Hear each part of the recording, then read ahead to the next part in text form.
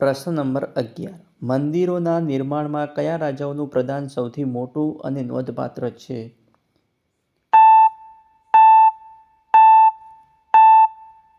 તો જવાબ રહેશે ઓપ્શન ડી. પલ્લવ રાજાઓનું પ્રદાન સૌથી મોટું અને નોંધપાત્ર છે. પ્રશ્ન નંબર 12. કોટવાલની ફરજ કઈ હતી?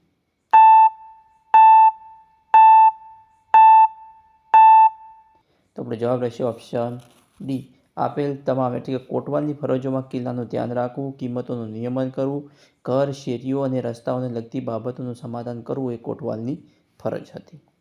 જોઈએ પ્રશ્ન નંબર 13. સંત એકનાથે કઈ ભાષામાં ભક્તિ ગીતોની રચના કરી હતી?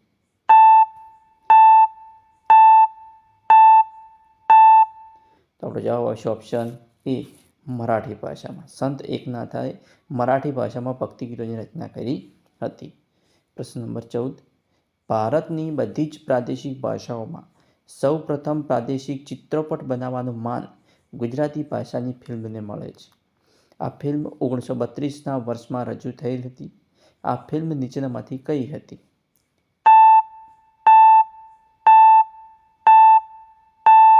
તો આપણો જવાબ આવશે ઓપ્શન એ.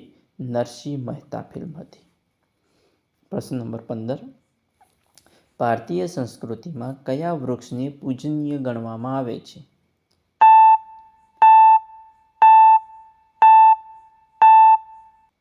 તો આપણો જવાબ રહેશે ઓપ્શન એ. વડને. ભારતીય સંસ્કૃતિમાં વડને પૂજનીય ગણવામાં આવે છે. પ્રશ્ન નંબર 16.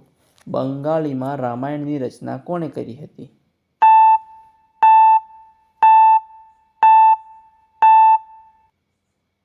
તો આપણો જવાબ આવશે ઓપ્શન ડી. કૃત્તિવાસે. પ્રશ્ન નંબર 17.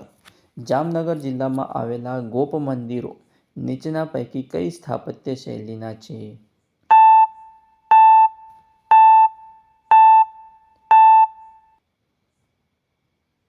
તો આપણો જવાબ આવશે ઓપ્શન એ. ચાલુક્ય શૈલીના છે. પ્રશ્ન નંબર 18. સૌરાષ્ટ્રના કયા લોકો તેમના નૃત્યમાં માથે મદ્રાસીઓ આંટીવાળી ગોળી પાઘડી અને તેને છેડ આભલા ભરેલું લીલા પટ્ટાનું બાંધણું તેમજ કેડ ઉપર રંગીન ભેટ પહેરીને નૃત્ય કરે છે?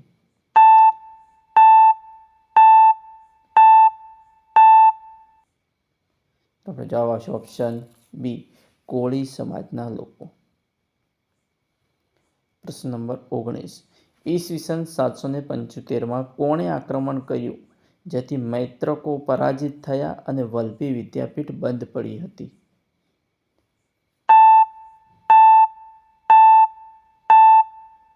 આપણો જવાબ આવશે ઓપ્શન સી. આરબોએ. કોણે આક્રમણ કર્યું હતું? આરબોએ. પ્રશ્ન નંબર 20.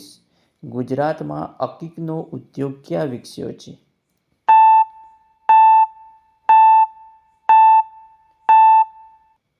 આપણો જવાબ આવશે ઓપ્શન સી. ખંભાતમાં અકીકનો ઉદ્યોગ વિકસ્યો છે.